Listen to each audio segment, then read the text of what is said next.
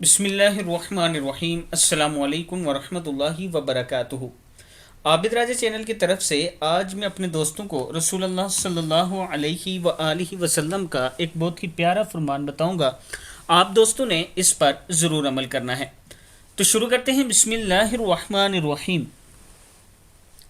جب اللہ تعالیٰ نے زمین کو پیدا کیا تو وہ ہچکولے کھاتی تھی۔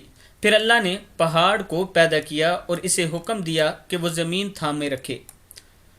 وہ ٹھہر گئی، تب فرشتوں کو پہاڑوں کی مضبوطی پر تعجب ہوا اور کہنے لگے، اے اللہ، آپ کی مخلوق میں سے کوئی چیز پہاڑوں سے بھی سخت ہے؟